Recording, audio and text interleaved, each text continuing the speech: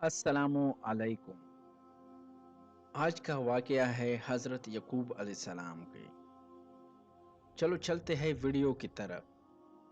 हज़रत यकूब अलैहिस्सलाम की हारान आमद और शादी। जब हज़रत यकूब अलैहिस्सलाम हारान के इलाके में अपने मामू के पास पहुँचे तो देखा कि उनकी दो बेटियां हैं। बड़ी का नाम लिया था और छोटी का नाम राहील। आहिरुल इज़्कार ज़्यादा खुश शक्ल थी। यकूब अलैहिस्सलाम ने उसका रिश्ता तलब किया तो उस लड़की के वालिद लब्बान ने ये मुतालबा इस शर्त पे मंजूर कर लिया कि आप 7 साल तक उसकी बकरियां चराए। जब ये मुद्दत पूरी हो गई तो लब्बान ने लोगों को जमा किया और खाना खिलाया। रात को अपनी बड़ी बेटी लिया को यकूब अलैहिस्सलाम के पास भेज दिया। उसकी आंखें चुंदी थी। सुबह हुई तो यकूब अलैहिस्सलाम को मालूम हुआ कि उन्होंने लिया के साथ रात गुजारी है। तो उन्होंने अपने मामू से कहा कि मैंने तो आपसे राहील का रिश्ता मांगा था। उसने कहा कि हमारे यहाँ ये रिवाज नहीं कि बड़ी से पहले चुटी की शादी कर दे। अगर तुम राहील से निकाह करना चाहते हो तो 7 साल मजीद मेरे खिदमत करो, मैं उसका निकाह भी तुमसे करूंगा। आपने 7 साल मजीद खिदमत की तब उनका निकाह राहील से भी हो गया। उनकी शरीयत में ये जायज़ था कि एक शख्स दो बहनों को बेक वक़्त निकाह में रखे, फिर तो रात में उससे मना कर दिया गया। उससे साबित होता है कि गुज़श्ता अंबिया की शरीयतों में भी अहकाम मनसूख होते रहे हैं। हज़रत यकूब अलैहिस्सलाम के उसकी अमल से उसका जवाज़ साबित होता है क्योंकि वो मासूम थे। लबान ने अपनी दोनों बेटियों को एक एक लूंडी दी। लिया को जो लूंडी दी गई उसका नाम जुल्फी था और रहील की जो लूंडी थी उसका नाम बहलिया बलहिया था। आल वालिदात अल्लाह ताला ने लिया की कमज़ोरी दूर की कि उन्हें कई बेटियां अता फरमा दी। यकूब से उनके हाँ सबसे पहले रूबील पैदा हुआ, फिर शामून, फिर लावी, फिर याहूद। तब रहील को गैरत आई क्योंकि उनके हाँ औलाद नहीं हो रही थी। उसने अपनी लुंडी बिला यकूब को हिब्बा कर दी। आपने उससे खलूत की तो वो उम्मीद से हो गई और उससे एक लड़का पैदा हुआ जिसका नाम दान था।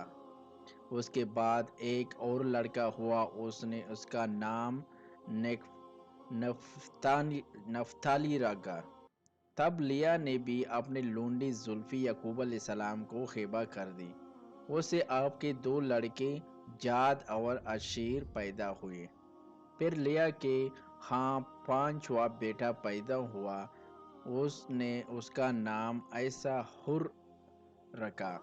उसके बाद उसका छठा बेटा पैदा हुआ, उसका नाम जबलून रखा गया। उसके बाद उसके यहाँ एक बेटी दीना पैदा हुई। उस तरह इसके हज़रत यकूब अलैहिस्सलाम के 7 बच्चे पैदा हुए। उसके बाद रहील ने अल्लाह ताला से दुआ की कि उसे हज़रत यकूब अलैहिस्सलाम से एक बेटा अता फरमाए। अल्लाह ताला ने उसकी दुआ कबूल की और उसके यहाँ हज़रत यकूब अलैहिस्सलाम से एक अजीम मुअज़्ज़ज़ और ख़ूबसूरत बेटा पैदा हुआ जिसका नाम उसने यूसुफ रखा। ये तमाम औलाद उस वक़्त हुई जब वो लोग हरान के इलाके में रिहाइश पजीर थे। आप अपने दो मामू ज़ादों से निकाह के बाद मज़ीद 6 साल अपने मामू के पास रह कर उनकी बकरियां चराते रहें। उस तरह आपकी वहाँ रहने की कुल मुद्दत 20 साल माओमथा। सब हज़रत यकूब अलैहिस्सलाम ने अपने मामू लब्बान से दरख्वास्त की कि उन्हें अपने घर जाने दे। आपके मामू ने कहा मुझे तेरी वजह से बरकत हासिल हुई है, इसलिए میرے مال سے جو کچھ چاہے طلب کر لے۔ آپ نے فرمایا تو مجھے بکریوں سے اس سال پیدا ہونے والی وہ بچے دے دینا جو چتلے ہو، جو بھیڑ کا بچہ سفید ہو لیکن اس کے رنگ میں سیاہ بھی ہو، اور جو سیاہ ہو لیکن اس میں سفیدی بھی ہو، اور بکریوں میں سے جو بے سنگ اور سفید ہو۔ اس نے کہا ٹھیک ہے۔ اس کے بیٹوں نے اپنے باپ کے ریوڑ میں سے اس قسم کے بکرے الگ کر دیے تاکہ کوئی میمنہ اس طرح کا پیدا نہ ہو۔ انہیں لے کر اپنے باپ کے ریوڑ سے 3 دن کے فاصلے پر چلے گئے۔ حضرت یعقوب علیہ السلام نے بادام اور سفیدی کی تازہ شاہیں لے کر انہیں چلا اور انہیں کئی سے سیاہ اور کئی سے سفید دیا۔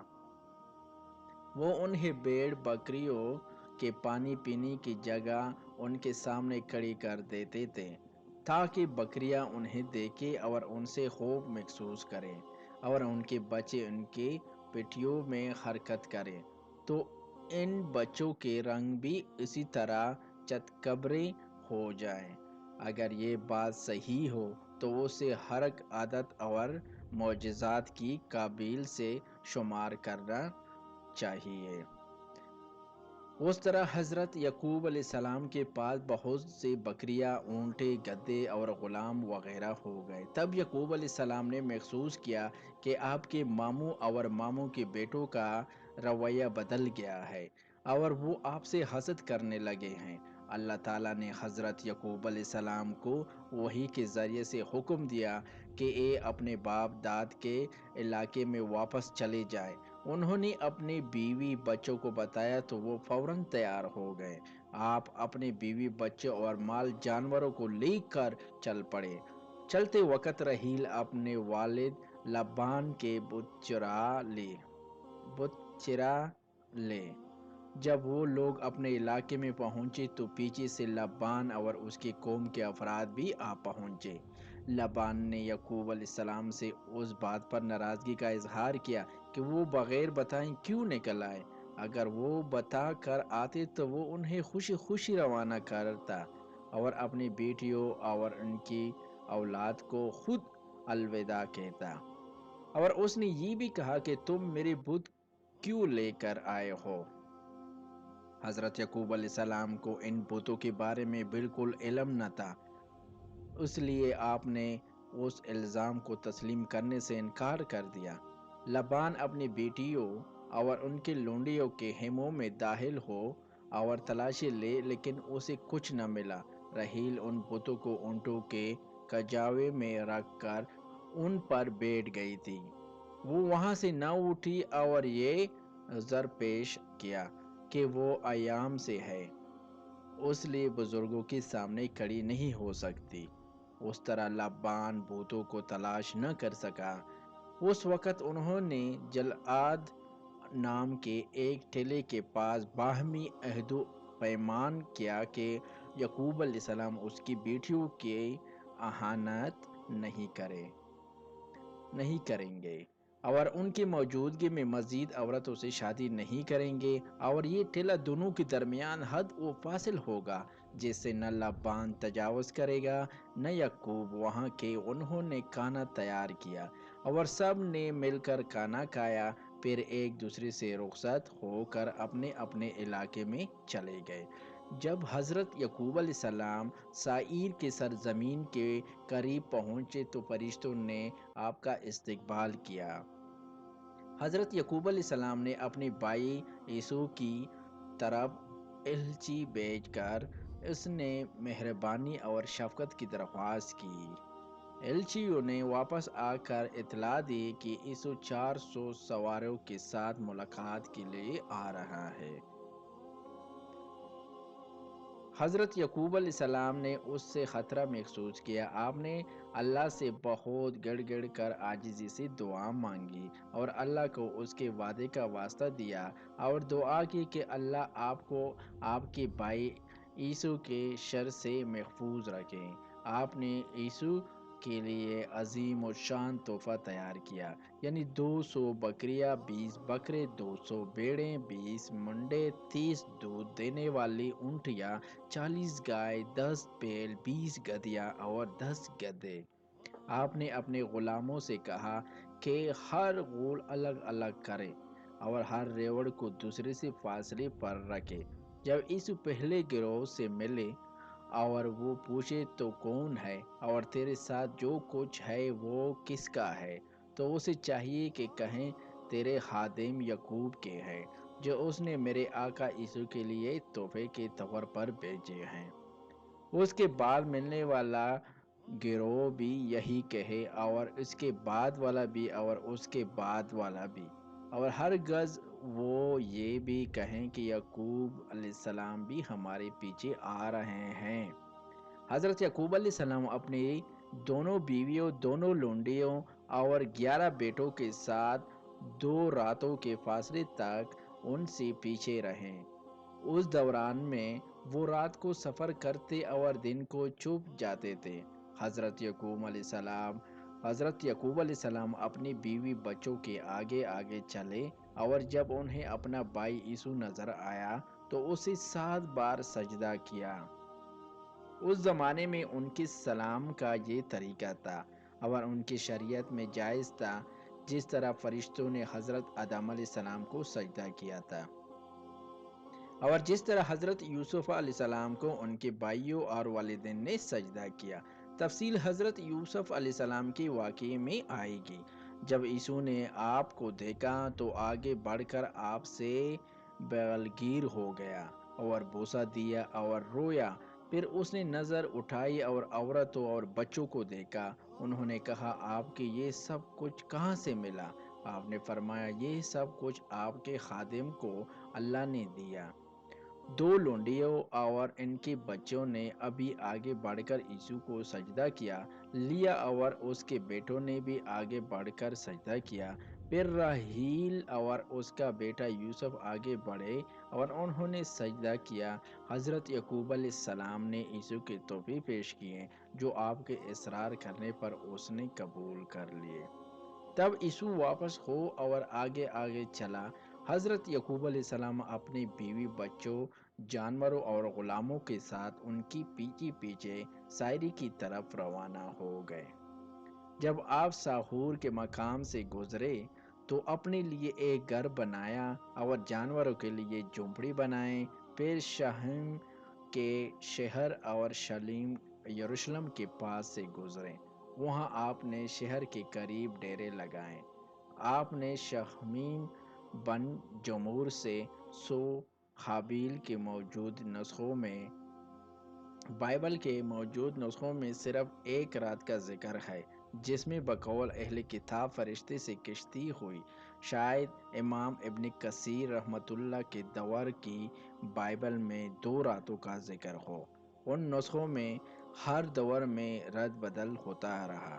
اس کے مفصل دلائل کے لیے دیکھیں اظہار الحق یا اس کا اردو ترجمہ بائبل سے قرآن تک۔ بیڑوں کے اور زمین کا ٹکڑا خرید لیا۔ وہاں آپ نے اپنا خیمہ لگایا اور ایک مذبح بنایا اور اس کا نام الہ اسرائیل رکھا۔ آپ کو اللہ نے اس کی تعمیر کا حکم دیا تھا تاکہ اس میں اللہ کا ذکر کیا جائے۔ یہی آج کل بیت المقدس کے نام سے معروف ہے۔ اس کے بعد میں حضرت سلیمان علیہ السلام نے نئے سرے سے تعمیر فرمایا تھا۔ یہ اسی چٹان صحرا کی جگہ تعمیر کیا گیا جس پر حضرت یعقوب علیہ السلام نے تیل ڈال کر نشان لگایا تھا، جیسے کہ پہلے بیان ہوا۔ اس کے بعد راحیل کے ہاں ایک بیٹا بنیامین پیدا ہوا اور انہیں والدیت کے موقع پر دردزا کی سخت تکلیف ہوئی اور وہ بنیامین کے والدیت کے بعد فوت ہو گئی۔ حضرت یعقوب علیہ السلام نے ان کو افراس یعنی بیت الحمیم کے مقام پر دفن کیا، اور یعقوب علیہ السلام نے ان کی قبر پر ایک پتھر نصیب کر دیا۔ وہ آج تک راحیل کی قبر کے طور پر مشہور ہے۔ حضرت یعقوب علیہ السلام کے 12 بیٹے تھے۔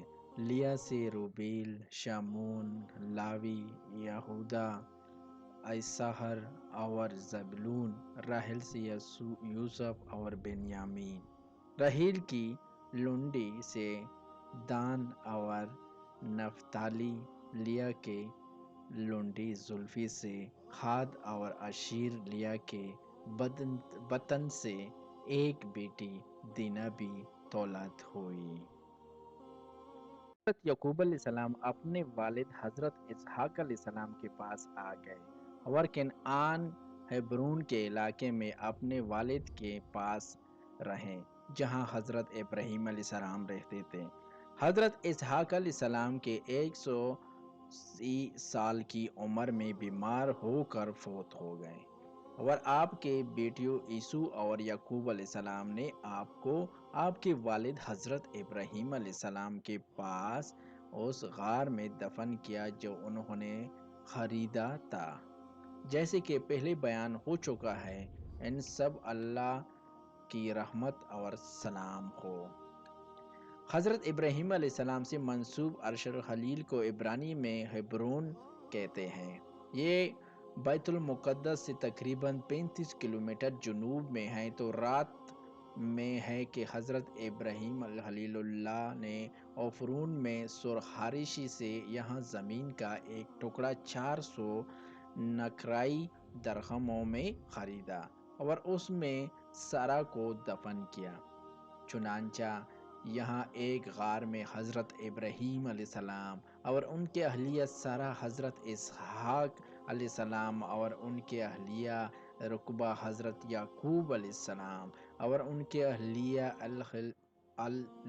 اور حضرت یوسف علیہ السلام کی قبریں ہیں۔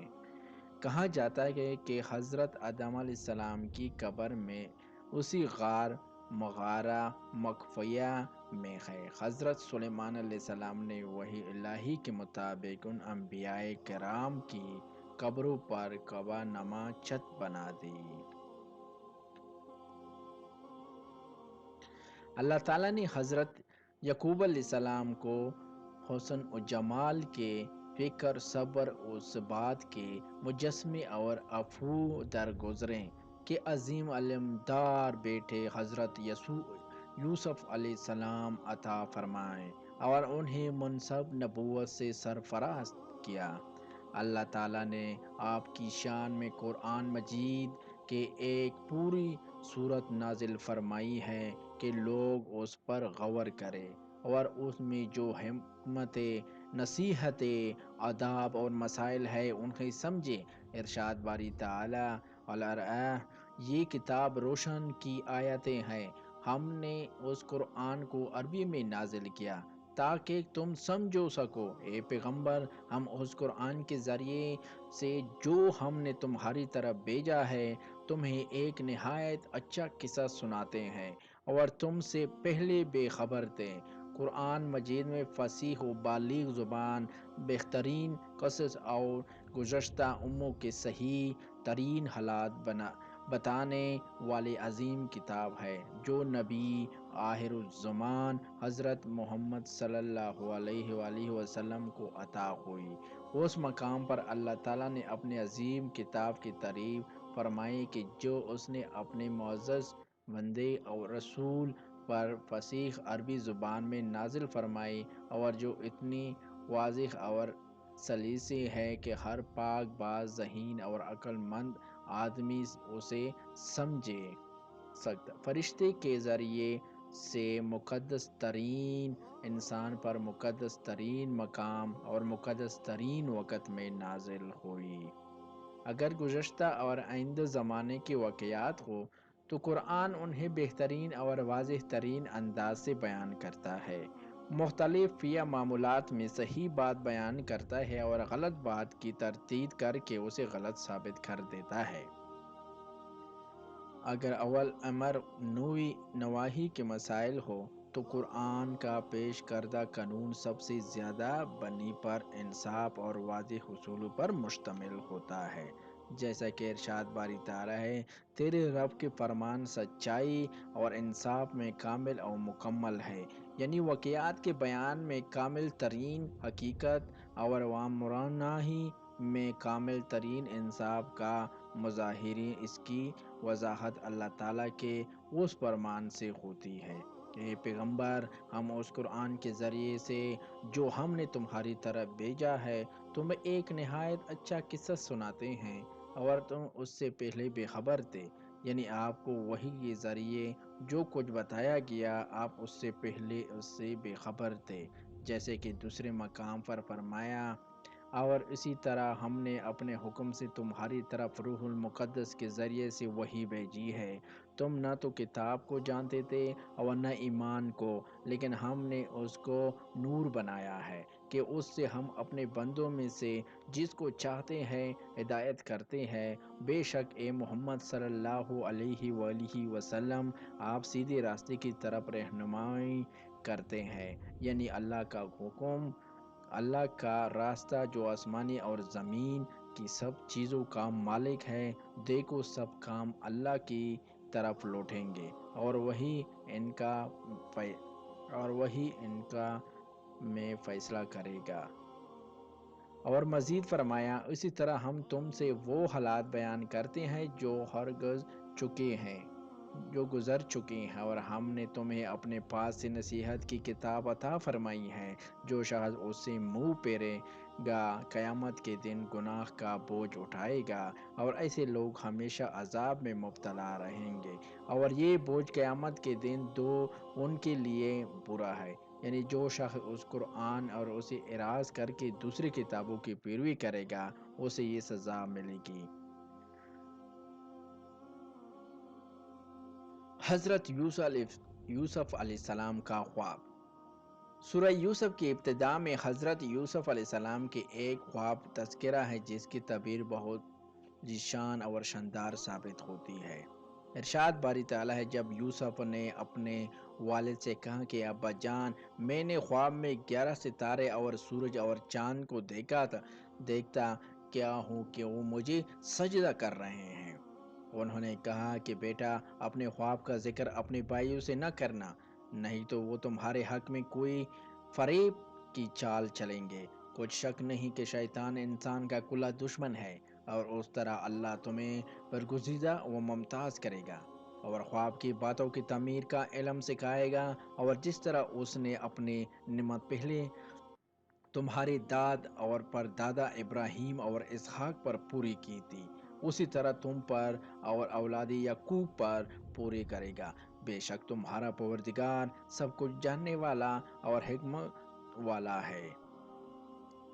یعنی جس طرح اللہ نے آپ کو یہ عظیم خواب سکھایا، اگر آپ اسے چھپائیں گے اسے آپ کو طرح طرح کے الطاف اور رحمتوں سے نوازے گا، اور آپ کو کلام کا وہ مفہوم اور خوابوں کی وہ تعبیر سکھائے گا جو دوسرے نہیں سمجھ سکتے، اور اللہ تعالیٰ نے آپ پر وحی نازل کر کے اپنی نعمت کی تکمیل فرما دے گا، یعنی آپ کی وجہ سے آل یعقوب کو دنیا اور آخرت کی بھلائی حاصل ہوگی، یعنی اللہ تعالیٰ آپ پر احسان فرما کر آپ کو بھی نبوت کی نعمت عطا فرمائے گا، جس طرح آپ کے والد یعقوب، آپ کے دادا اسحاق اور آپ کے پردادا ابراہیم خلیل اللہ سلام کو عطا فرمائی تھی۔ بے شک تمہارا پروردگار سب کچھ جاننے والا، حکمت والا ہے۔ پہلے بیان ہو چکا ہے کہ یعقوب علیہ السلام کے 12 بیٹے تھے، بنی اسرائیل کے تمام قبائلی انہیں 12 کی طرف منسوب ہے، جن میں سے سب سے معزز اور سب سے افضل اور سب سے عظیم حضرت یوسف علیہ السلام تھے۔ دوسرے متعدد علماء نے بیان کیا ہے کہ ان میں سے صرف حضرت یوسف علیہ السلام نبوت کے منصب پر فائز ہوئے، آپ کے دوسرے بھائی نبی نہیں تھے۔ آپ کے واقعہ میں ان کا جو کردار سامنے آیا ہے اس سے بھی یہی معلوم ہوتا ہے، یعنی بعض لوگوں نے حضرت یوسف علیہ السلام کے بھائیوں کی نبوت پر اس آیت سے استدلال کیا ہے کہ ہم اللہ پر لائیں اور جو کتاب ہم ہم پر نازل ہوئی اور جو صحف ابراہیم اور اسماعیل اور اسحاق اور یعقوب اور ان کی اولاد پر اتریں ان پر بھی ایمان لائے۔ وہ کہتے ہیں کہ اسباطاً سے یہی افراد مراد ہے کہ لیکن یہ استدلال قوی نہیں، کیونکہ اسباط سے مراد نبی بنی اسرائیل کے قبائل ہے۔ ان قبائل ہی میں سے وہ انبیاء پیدا ہوئی جن پر آسمانوں سے وحی نازل ہوئی رہی۔ واللہ علم حضرت یوسف علیہ السلام کے بھائیوں کے نبی نہ ہونے کی تائید اس امر سے بھی ہوتی ہے کہ قرآن اور حدیث میں آپ کسی بھائی کا نام لے کر اسے نبی نہیں کہا گیا، اسے بھی ہمارا موقوف درست ثابت ہوتا ہے۔ حضرت ابن عمر رضی اللہ سے مروی اسے ارشاد نبوی سے بھی یہی ارشاد ملتا ہے۔ کریم شخصیت کے پڑ پوتے، کریم شخصیت کے پوتے، کریم شخصیت کے بیٹے اور خود بھی کریم یوسف بن یعقوب بن اسحاق بن ابراہیم علیہ السلام ہے۔ مفسرین فرماتے ہیں کہ حضرت یوسف علیہ السلام نے بچپن میں خواب دیکھا کہ 11 ستارے اور سورج اور چاند آپ کو سجدہ کرتے ہیں۔ 11 ستاروں سے مراد آپ کے 11 بھائی تھے اور سورج اور چاند اسے مراد آپ کے والدین۔ حضرت یوسف علیہ السلام نے یہ خواب دیکھ کر خوف محسوس کیا، اس لیے نیند سے بیدار ہو کر اپنے والد محترم کو یہ خواب سنایا۔ آپ کے والد حضرت یعقوب علیہ السلام سمجھ گئے کہ آپ کو دنیا اور آخرت میں بلند مقام و مرتبہ حاصل ہونے والا ہے، یعنی کہ جس کی وجہ سے آپ کے بھائی اور والدین بھی آپ کے سامنے جھک جائیں گے۔ والد نے آپ کا حکم دیا کہ اپنے بھائیوں کو خواب نہ سنائیں تاکہ وہ لوگ حسد نہ کریں اور مکرو فریب کے ذریعے سے آپ کو نقصان پہنچانے کی کوشش نہ کریں۔ اس لیے کسی بزرگ نے فرمایا ہے، اپنی ضروریات پوری کرنے میں اخفیٰ سے مدد لو، کیونکہ ہر نعمت والے سے حسد کیا جاتا ہے۔ اہل کتاب کہتے ہیں کہ حضرت یوسف علیہ السلام نے خواب والد کے ساتھ بھائیوں کو بھی سنا دیا تھا۔ یہ ان اہل کتاب کی غلطی ہے۔ بدران یوسف کا قصہ۔ حضرت یعقوب علیہ السلام کو اپنے چھوٹے بیٹے یوسف سے بے حد محبت تھی۔ بھائیوں کو یہی محبت برداشت نہ ہوئی تو وہ حسد کی آگ میں جلنے لگے اور یوسف علیہ السلام کے خلاف سازشیں کرنے لگے۔ اللہ تعالیٰ نے ان کا قصہ بیان کرتے ہوئے فرمایا، ہاں، یوسف اور ان کے بھائیوں کے قصے میں پوچھنے والوں کے لیے بہت سی نشانیاں ہیں۔ جب انہوں نے آپس میں تذکرہ کیا کہ یوسف اور اس کا بھائی ابا جان کو ہم سے زیادہ پیارے ہیں، حالانکہ ہم جماعت کی جماعت ہے، کچھ شک نہیں کہ ابا جان صریح غلطی پر ہے، لہٰذا یوسف کو یا تو جان سے مار ڈالو یا کسی ملک میں پھینک آؤ، پھر ابا جان کی توجہ صرف تمہاری طرف سے ہو جائے گی اور اس کے بعد تم اچھی حالات میں ہو جاؤ گے۔ ان میں سے ایک کہنے والے نے کہا، یوسف کو جان سے نہ مارو اور کسی گہرے کنویں میں ڈال دو کہ کوئی راہ گیر نکال کر کسی اور ملک میں لے جائیں۔ اگر تم وہ کرنا ہے تو یوں کرو۔ اللہ تعالیٰ نے اس واقعے میں موجود نشانیوں، حکمت و نصائح اور دلائل کی طرف توجہ دلائی۔ پھر حضرت یوسف علیہ السلام کے ان کے بھائیوں کے حسد کا تذکرہ فرمایا ہے۔ وہ سمجھتے تھے کہ ان کے والد ان سب کی نسبت حضرت یوسف علیہ السلام اور ان کے سگے بھائی بنیامین سے زیادہ محبت رکھتے ہیں، حالانکہ وہ بعظم ہوشیاری اس بات کا زیادہ حق رکھتے ہیں کہ ان سے محبت کی جائے، کیونکہ وہ ایک بڑی جماعت ہے۔ اس لیے انہوں نے کہا، ہمارے والد واضح غلطی پر ہے کہ ہم سب کی نسبت ان دونوں کو محبت کے معاملے میں ترجیح دیتے ہیں۔ پھر انہوں نے آپس میں مشورہ کیا کہ حضرت یوسف علیہ السلام کو قتل کر دیں یا کسی ایسی دور دراز جگہ پہنچا دیں جہاں سے واپس نہ آ سکے، تاکہ والد کی محبت انہیں کے لیے ہو کر رہ جائے، انہیں زیادہ محبت اور توجہ حاصل ہو۔ ان کا ارادہ یہ تھا کہ بعد میں توبہ کر لیں گے۔ جب انہوں نے یہ فیصلہ کر لیا اور اس پر اتفاق کر لیا تو ان میں سے ایک نے کہا یوسف کو قتل نہ کرو۔ مجاہد رحمۃ اللہ کہتے ہیں کہ یہ کہنے والا شامون تھا۔ صدی رحمۃ اللہ کہتے ہیں کہ وہ یہودا تھا۔ قطن اور محمد بن اسحاق رحمۃ اللہ کہتے ہیں کہ وہ سب سے بڑا بھائی یعنی روبن تھا۔ اس نے کہا کہ اسے کسی گہرے کمرے میں ڈال دو کہ کوئی راہ گیر نکال کر دوسرے ملک میں لے جائے، یعنی کہ کوئی آنے جانے والا مسافر اسے لے جائے گا، یعنی اگر تمہیں ضرور کام کرنا ہے جو کہہ رہے ہیں وہ تو جو کچھ میں کہہ رہا ہوں وہ کرو، کیونکہ یہ کام اسے قتل کرنے یا کہیں دور چھوڑ کر آنے سے آسان ہے۔ اس رائے پر اتفاق ہو گیا تو انہوں نے اپنی اس تدبیر کو عملی جامہ پہنچانے کی کوشش شروع کر دی۔ اگر ویڈیو اچھی لگی ہو تو لائک کرو، چینل کو سبسکرائب کرو۔ ملتے ہیں نیکسٹ ویڈیو میں، اور حضرت یوسف علیہ السلام کو بقایا حصہ ہم دوسرے پارٹ میں آپ لوگوں کو سنائیں گے۔ اگر ویڈیو میں کوئی غلطی ہوئی یا کوئی ایسی تو معذرت چاہتے ہیں اور معافی مانگتے ہیں۔ تو چلتے ہیں نیکسٹ ویڈیو میں، ملتے ہیں۔ اللہ حافظ۔